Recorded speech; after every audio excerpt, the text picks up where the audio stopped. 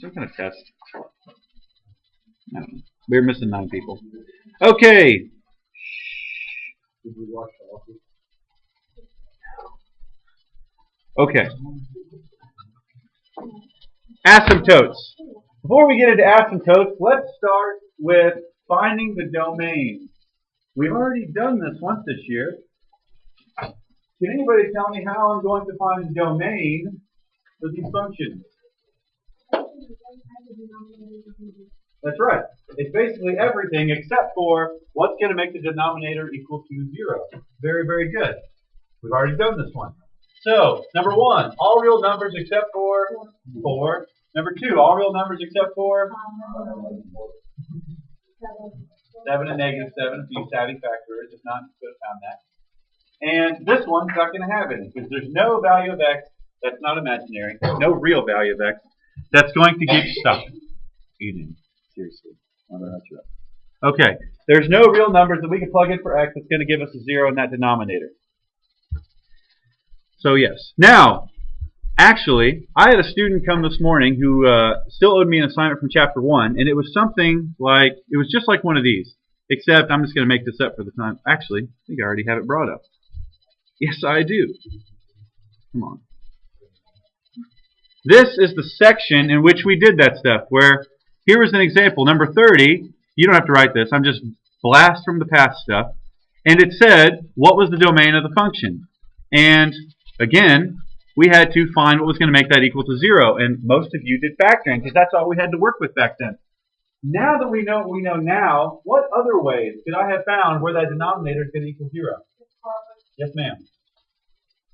Yes, ma'am. Thank you.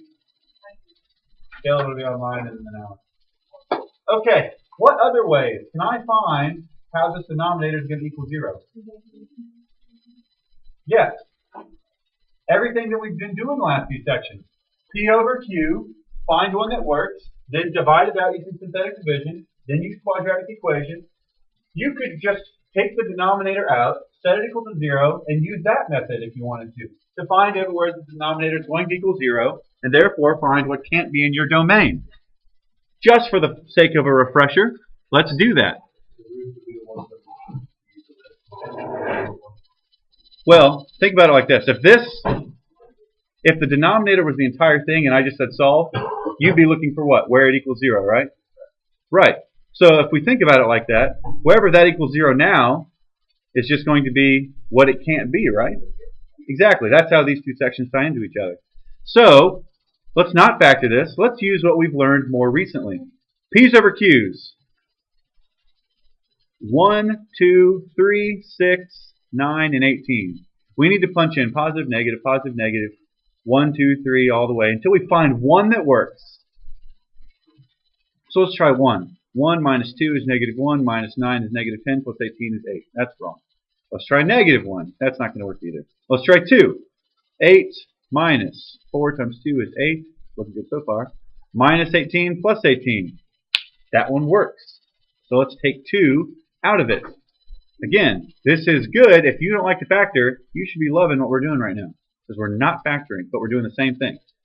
Negative 2, negative 9, 18. Divide it out. Drop the 1, multiply, add, multiply, add, multiply. Now, our depressed polynomial, stop stuttering, is x squared minus 9, which you can just set equal to 0 and solve. You could use quadratic formula, whatever you want. Add the 9, take the square root, and you get plus or minus 3. Now, with what we've been doing, you would have just needed to have said 2 and plus or minus 3 are the zeros.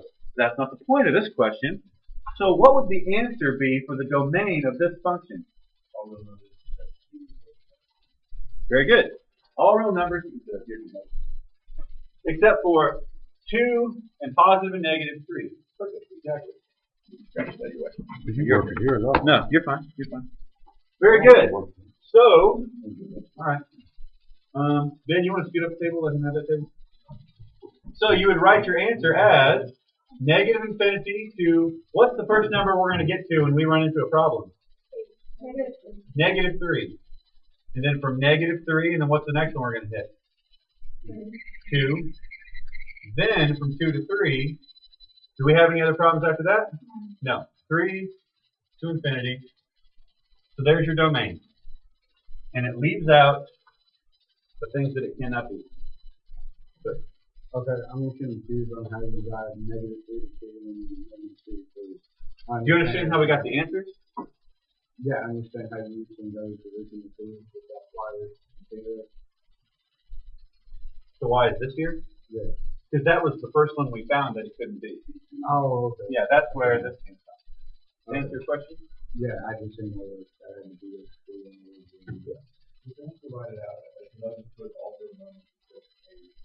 Yeah, that's fine. You could still do, if you remember though, this is how it's written on the test, so that's the way I like it. But yeah, if you wrote all real numbers except 4, that's fine. Other questions? Got this problem? No? Alright. So, keeping up with our current standard on the back board, we are still working on graphing these polynomial functions. But today, now that we know what this can't be, everywhere that your denominator equals 0, everywhere that can't be in your domain is going to give you a vertical asymptote. Think about what we just did on this last slide. What did you tell me? You told me the things it couldn't be, things that it couldn't be in the domain. Everywhere that occurs, you're going to have a vertical asymptote. Let me show you what I mean. Take number 3. I'm glad you halfway understand this. No, I have to. Oh, I thought you said halfway. But then I'm half doing my job. Okay, let's see. So, if we were graphing number 3, here'd be our axes. Now, what values couldn't there be in the denominator? 5 and -4. I would have a vertical asymptote at -4 and +5. Now, this is just a sketch for right now. At 4 and -5. So I know my function will look something like this, or it could be going downward. We don't really know, but we'll look more into that stuff in a second. We're just identifying asymptotes right now. It's going to come up, probably do something like this, and whatever. So that's how you're going to do vertical asymptotes. Wherever your denominator equals 0 is going to represent a vertical imaginary line on your graph that your function is going to ride right along next to. Don't worry about what I drew in blue. That was just an example. The important part are the green dotted lines. Let's look at some more.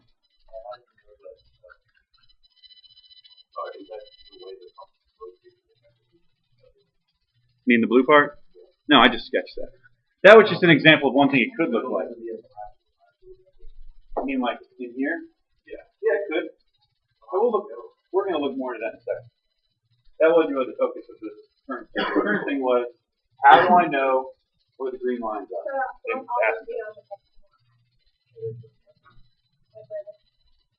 You mean that they're straight vertical? Yes. Every time you get one in the denominator, it's going to be a vertical horizontal asymptote at whatever x equals 5 and -4.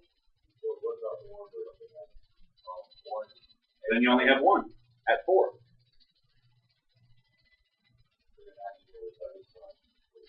We're going to talk about that. Right now, I love the question, but right now, I'm just interested in, do you understand where to draw in these imaginary lines? This one, you'd have one at -7, +7. This one wouldn't have any. We don't have any problems with it. Love the questions, and I'll get to them in just a second. Okay, next slide. All right. So this particular one has a vertical asymptote at -3 and +1.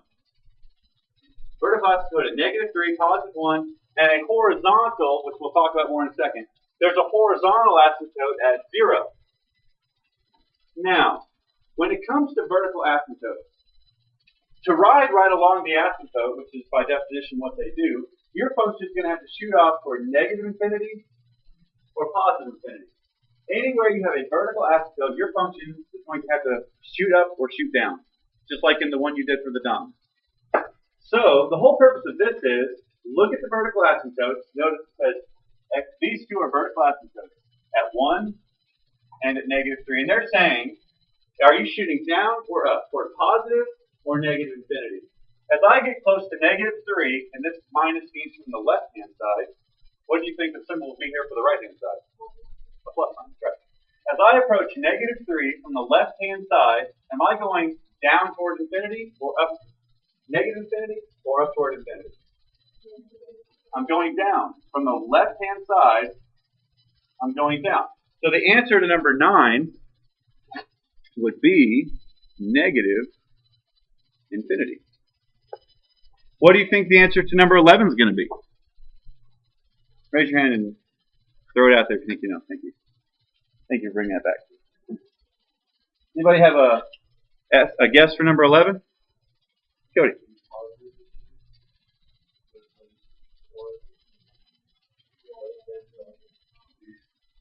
You're thinking positive because you're looking at this, right? But x equals 1 is this vertical asymptote, and this implies from the left-hand side of that asymptote. So as I approach that asymptote from the left, am I going up or down? Down. So it would be negative infinity. But thank you for...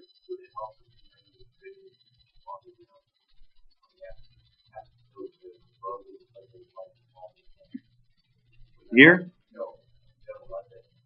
That'd be positive infinity. That would have been written like this, although I think it's number 12 in your assignment later.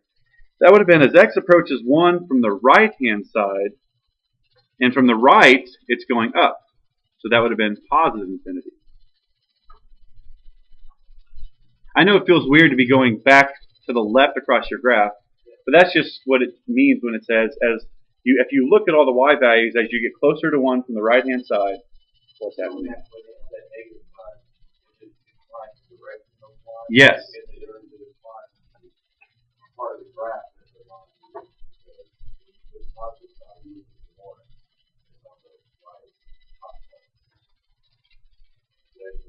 Yes, I think it does. But I think you're meaning that if this had 1 plus, how do I know it didn't mean up here? Is that what you're asking? You're right. You're right. They're all part of the same function. Maybe I should have said that first. These are all this is all one function that just happens to have 2 vertical and 1 horizontal asymptote. All of them. So this says, look at x equals 1. The first thing you do is just find that asymptote. There it is. This just says, on the left-hand side of that asymptote, where is your function going, down or up? So I go to my asymptote, I go to the left-hand side of it, and is my function going down or up? It was going down into negative. Yes. Yes. How do you have an horizontal asymptote if the function there is Intercept or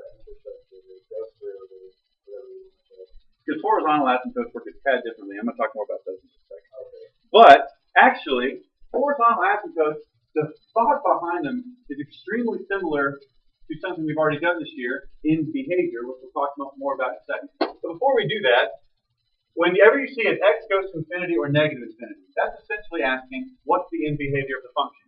Because if x goes toward negative infinity, that means as x shoots off that way. Or as x goes toward positive infinity, that would have been as x shoots off that way. So as x approaches negative infinity, what y value is our graph approaching? Where does it look like it's tailing off at?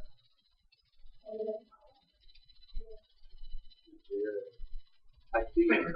You're giving me x value, but I'm actually wanting a y value. Where does it look like the graph right about to ride right along next to 0? 0. A horizontal asymptote approaches a y value. And they kind of put these slides out of order. In fact, this will probably make more sense once we talk about horizontal asymptotes. So I think they already talked about vertical. This is exactly what we did a second ago. We'll come back and look at it. Horizontal asymptotes. Let's talk about these though next. Horizontal asymptotes. Every function will have either 1 or 0. You can't have multiple horizontal asymptotes. And they basically are just the end behavior. Thus far, we've done 4 end behaviors. Up, up, down, down, up, down, down, up, right? Only ones we've done.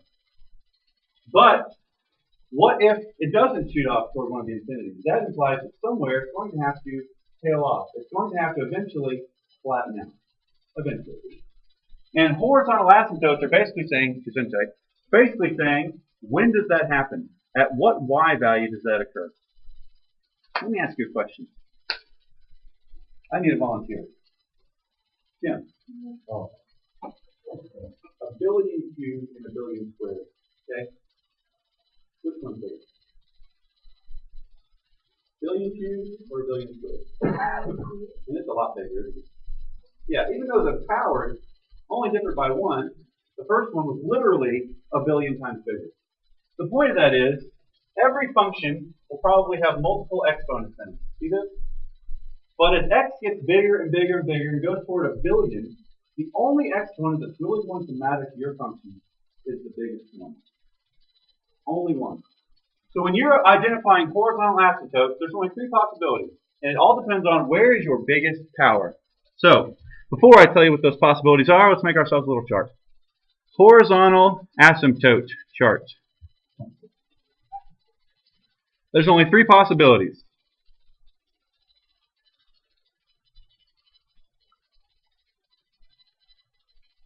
And that is that the biggest power is in the numerator, that the biggest power is in the denominator, or that it's in both. These are the only 3 possibilities.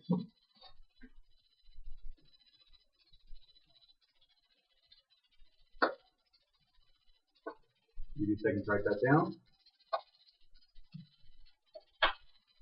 Then, Ben, 29. Is the bigger power in the denominator or the numerator? Denominator. That implies as x gets bigger and bigger and bigger, what's going to be getting bigger faster, the numerator or the denominator? The denominator. Well, think about any fraction where the denominator is bigger than the numerator. Like 1 over 100, isn't that 0.00 or 0.01? 1 over a million, 0.000001. What are all of those numbers getting really close to? 0.1, 0.01. They're getting smaller and smaller and smaller and approaching 0. Whenever your biggest power is the denominator, your horizontal asymptote will always be the line y equals 0. Just the horizontal line right there. Always. Oh, I'm sorry, I wrote that in the wrong spot, didn't I? Thank you. Good catch.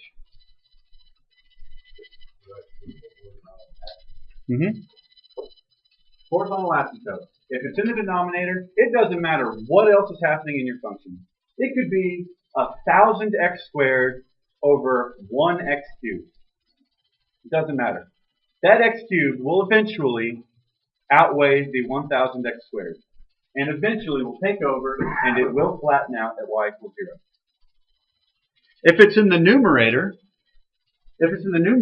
and your numerator gets bigger than your denominator, then your y values are just going to eventually spike. So if your biggest power is in the numerator, it'll be infinity. Well, actually, technically, there won't be one.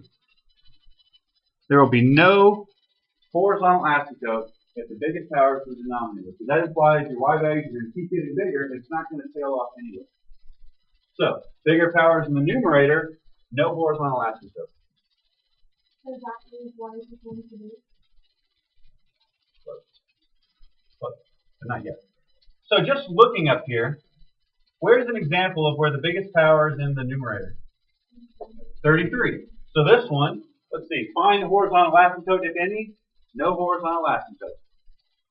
That's literally the only thing you have to look for when you're finding these. So this would be 0, because it's in the denominator. We'll talk about this in a second. None, because it's in the numerator. And again, 31 and 33 are the both category, because they have the same exponents. We'll talk about that in just a second. So before I go any further, are there questions just about those 2 portions? Okay. Horizontal asymptotes are great, because you don't actually have to do any math. You just have to look at it.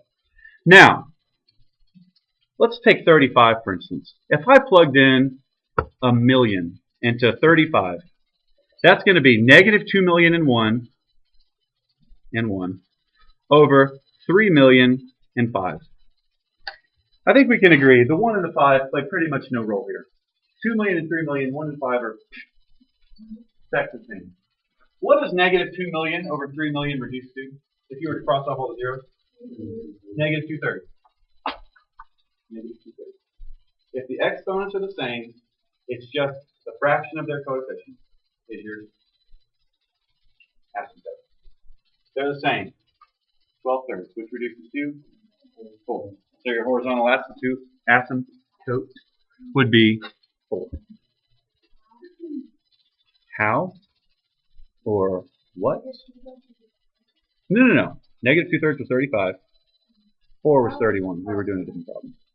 So if it's both, it's just a fraction of the coefficients. I should put of leading coefficients, because none of the other powers even matter. Yeah, leading coefficients.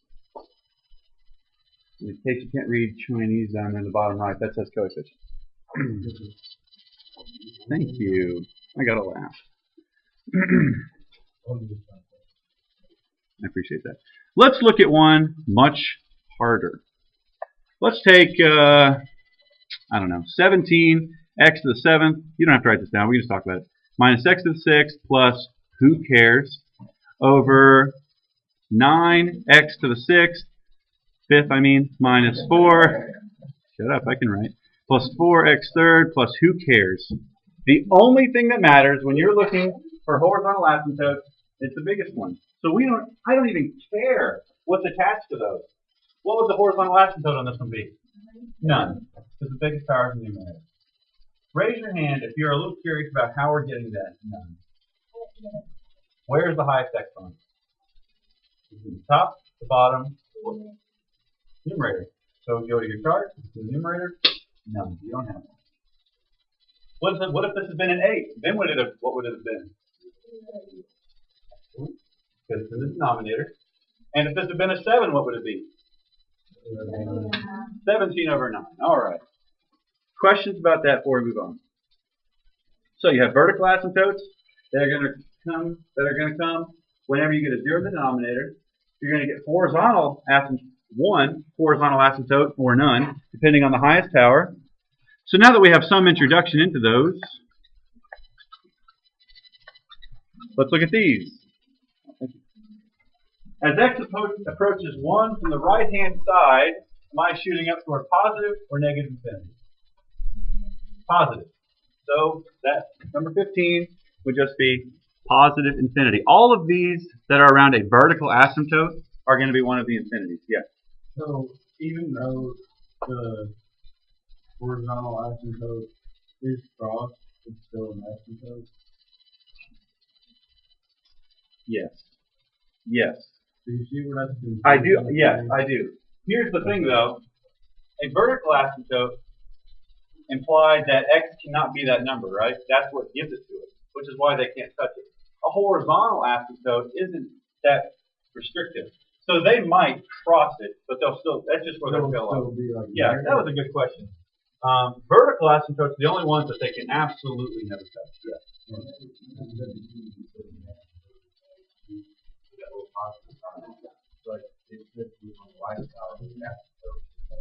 Perfect. No, there is. The right side of -2, where's our function? Here it is. And what would our answer be? Negative infinity. By the way, so that was apparently an observation. Didn't know that was coming. I don't know if you all noticed, but I sprinkled in that I'm supposed to write that. I told you, at the beginning of the year, if somebody comes in, I'm just going to talk about those standards that are right back there. Yes. Oh, I don't know. I don't think you. I have to grade myself. What?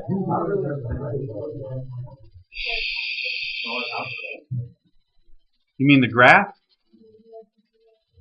Okay, the graph is it's just a random graph. The only thing that's important there is, can we find our asymptotes? Yes. X equals, yes. X equals -2. X equals +1. Y equals +1. There's our asymptote. So now what we have to do is just find. So what is our function doing? As x approaches +1 from the right-hand side, what's our function doing?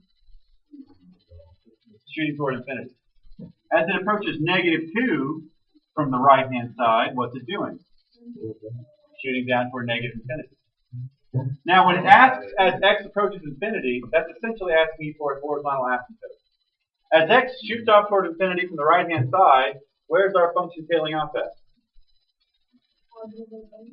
It's down off at I'm looking for y values. 1.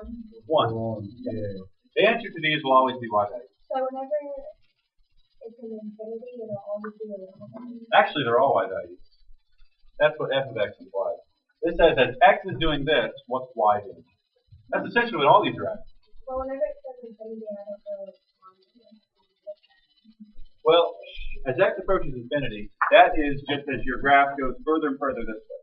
So you just look and see where is my function pointing around, what y value is it pointing at as it shoots off toward infinity. So you would have said 1. It'll basically be your asymptote. If the asymptote's drawn for you, that'll be the answer. That's what it does. Other questions from this slide? Is this all our homework?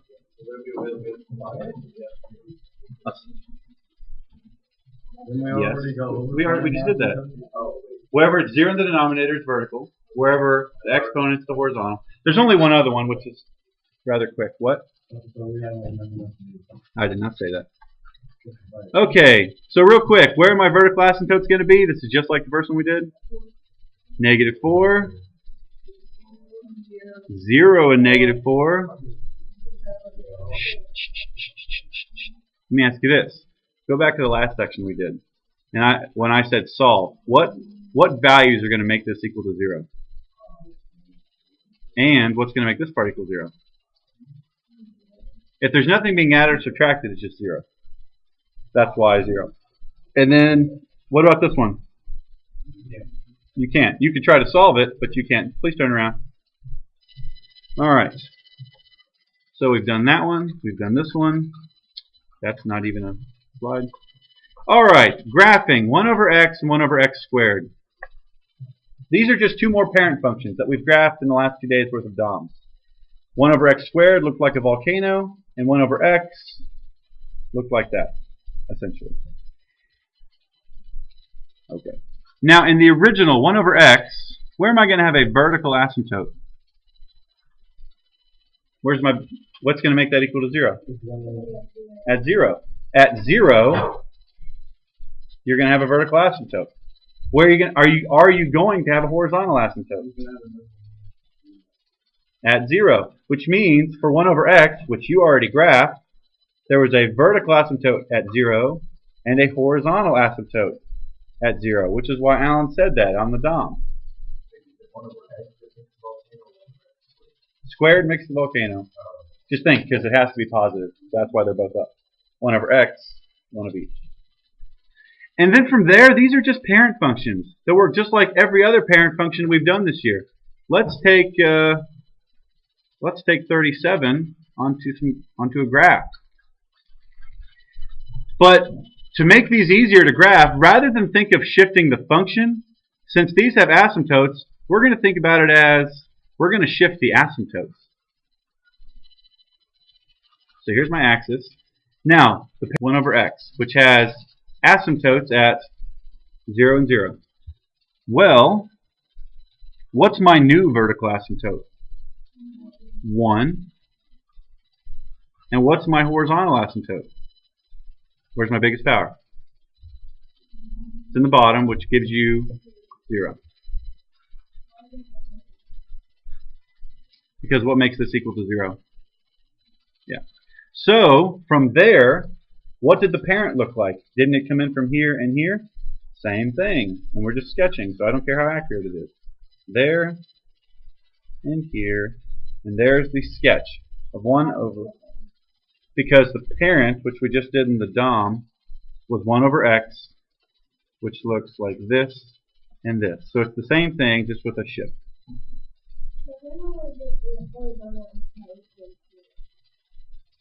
An example of one of those?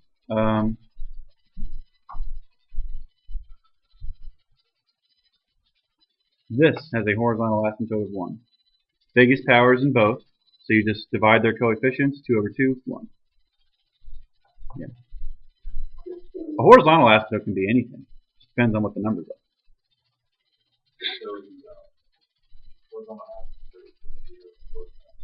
That's right. That's right. Now, let's just talk about these. These work the exact same way as these do. The only difference is instead of shifting the function, we're going to kind of shift the asymptotes. Back with our original parent functions, what would this plus 2 have indicated? You're shifting up 2. So we're just going to shift up 2, which is going to shift your horizontal asymptote up 2. So your new asymptotes would be 0 and 2.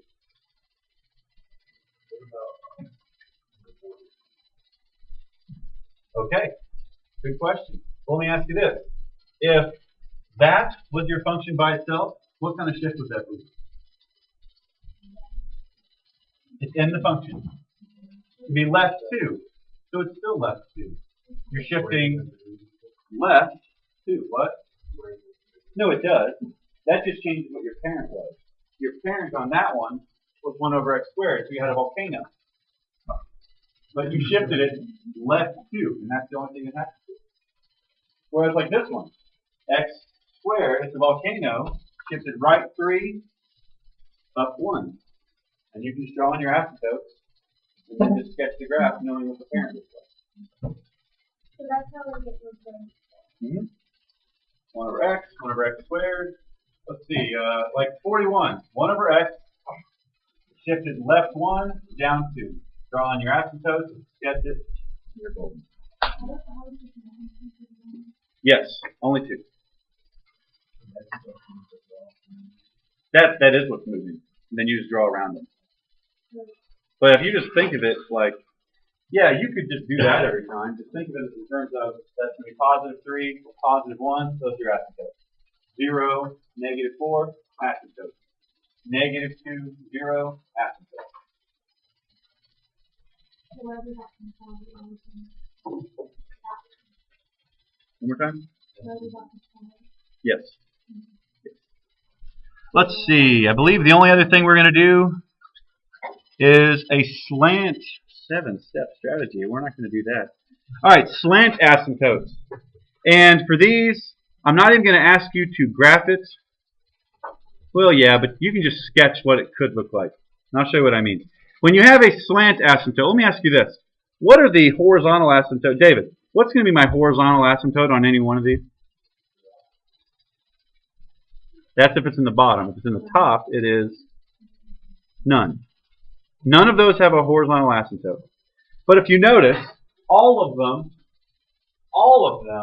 have a higher power just by 1 in the numerator, right? Just by 1.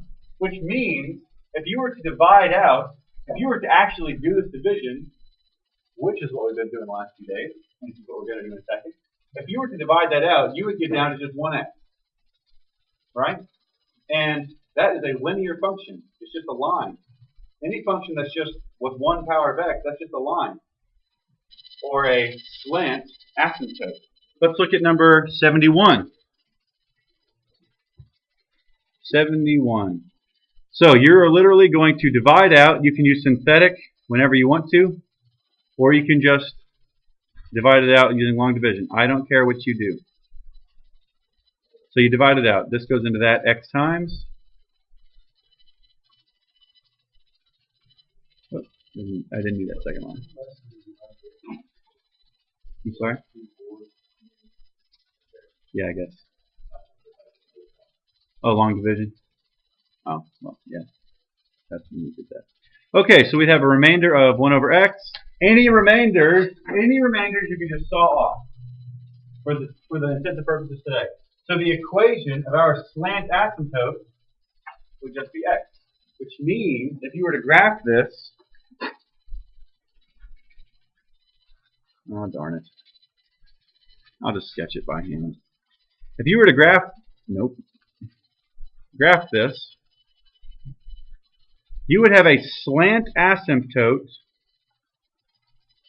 along the line y equals x. Whatever you get when you divide, except for your remainder, it'll either be x plus 2, negative x minus 3. They're all just linear functions with a slope and a y-intercept, which you've been graphing since geometry. That'll be a slant asymptote. This one also has a vertical where? 0. There's a vertical asymptote at 0. Now, you can just sketch whatever you think it's going to look like. I don't really care how accurate it is. I just want to see the trace. So this one I would just say it's probably going to look something like this. and this. I just ride along my asymptote. If you would put it down here and here, that's fine too. It's a simple little check to see if that's right, but not really worth our time. All I want to see are the asymptotes.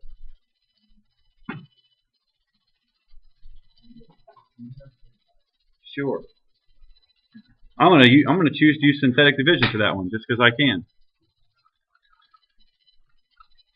So I'm dividing out positive 3, 1, 1, negative 6, drop the 1, 3, 4, 12, 6. 6 is our remainder. You can saw it off. But that's going to leave you with x plus 4. So when you go to graph this, you are going to have a slant asymptote along the line x plus 4. Y-intercept of 1, 2, 3, 4, slope of 1. And that would be your slant asymptote.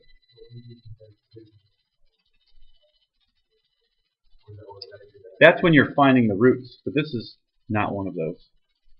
Yeah. Yes, you would.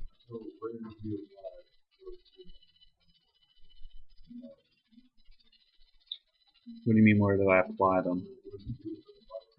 This is called your depressed polynomial. 1x plus 4 is now what's left after you factor out or divide out x minus 3.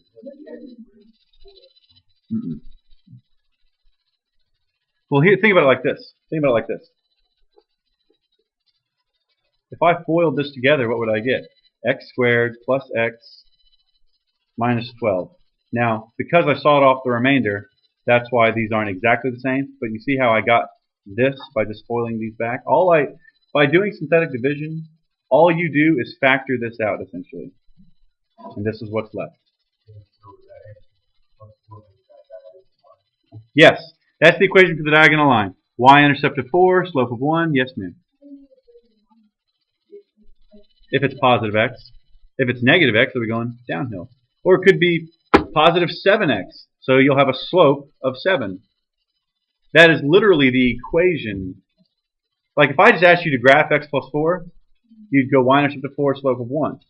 So that's essentially what you're doing. You're graphing that intercept, or that asymptote. And where am I going to have a vertical? We're on 75. Vertical. Where's it going to be? 3. And you can just sketch whatever you think it might look like. I'm not really so interested in that as much as seeing that you understand where the asymptotes are and how they function. 77. How many vertical asymptotes is that one going to have? 77. I'm sorry? Close. Remember, vertical asymptotes come from where the denominator equals 0, and a function can only equal 0 as many times as a degree. So, you could have at most 2 vertical asymptotes. At most. Okay. I'll just come around and help you all individually. You've been very patient. There you go. There you go. 72 to 78. Really, the biggest thing I need is just the equation for the slant asymptote. Thank you. Actually, I'm going to re-record this next week. I think it went very smoothly. Yes, good.